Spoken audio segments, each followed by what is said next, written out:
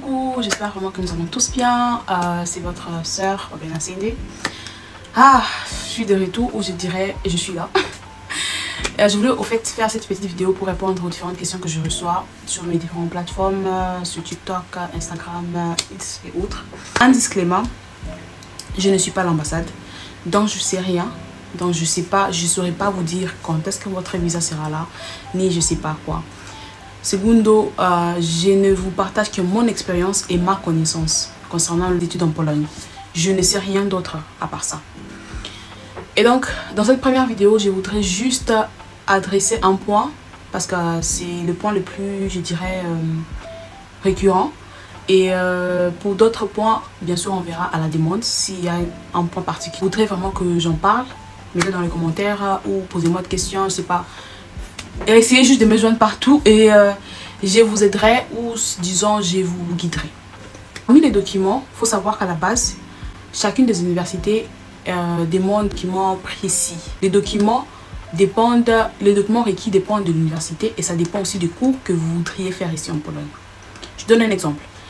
Un document qu'un étudiant qui veut faire l'architecture ne peut être semblable qu'on va demander à un étudiant qui veut juste faire le business management ou je sais pas moi, international relations or whatsoever. Et donc il faut savoir que du coup, pour prendre connaissance de ces genres de documents, il faut faire vos petites recherches, chercher les documents requis par votre université, par les cours ou dans les cours où vous voudriez vraiment faire. Donc faites un peu vos petites recherches avant que vous ne commenciez vos différents processus.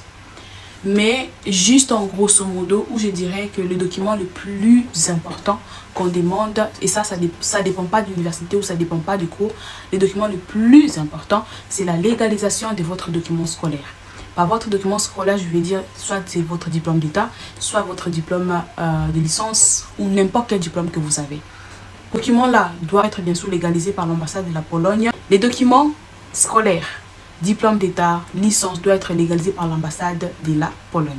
Pourquoi? Parce que c'est une sorte d'équivalence et c'est une sorte de preuve, soit disant que voilà votre diplôme est valide. Ou légalisé, c'est l'ambassade de la Pologne. Laquelle des ambassades de la Pologne? Là, je vais revenir. Mais avant que je ne poursuive, il faut comprendre que la légalisation s'est fait en deux étapes. Premièrement, les pays ou le ministère des Affaires étrangères du pays dans lequel vous avez fini vos études doit légaliser ces documents. Bien sûr, je donne un exemple simple.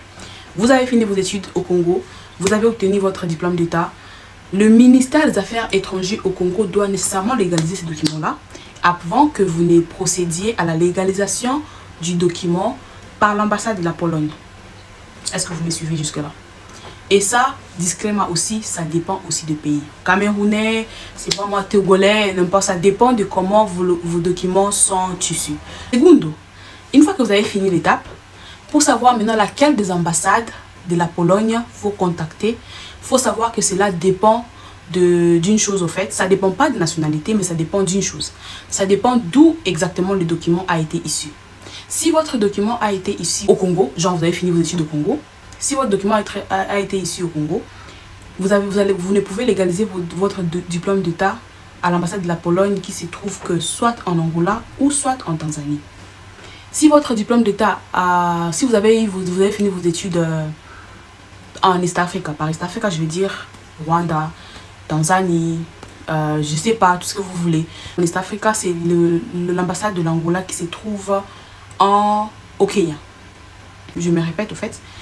Si vous avez fini vos études en East Africa, vous allez légaliser donc votre diplôme d'état d'abord par les ministères des Affaires étrangères du pays où vous avez fini. Je sais pas moi, c'est en Ouganda ou n'importe où vous voulez. Après, vous allez les faire légaliser par l'ambassade de la Pologne au Kenya. La légalisation, pour savoir les frais et tout ça, vous pouvez toujours écrire à l'ambassade. Trouvez le mail de l'ambassade sur Google.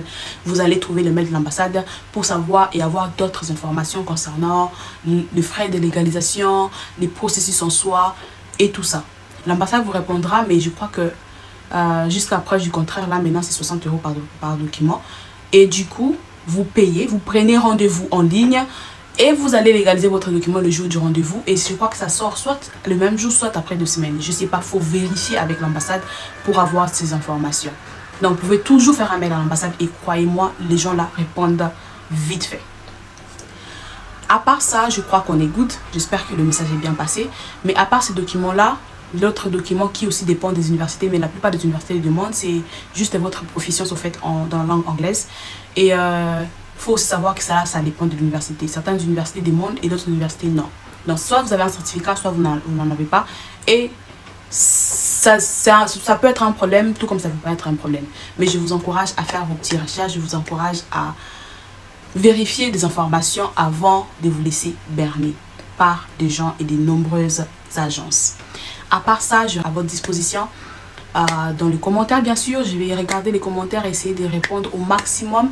Et quand j'aurai le temps, je vais faire peut-être une vidéo pour les documents requis à l'ambassade. Mais si vous avez d'autres points importants que vous aimeriez savoir avant de commencer vos processus, n'hésitez pas à mettre ça dans les commentaires et me dire, oh Ben, on aimerait que tu fasses une vidéo sur ça et ça et ça et ça. Mais j'espère que le message a été clair. Et mes bisous et à plus.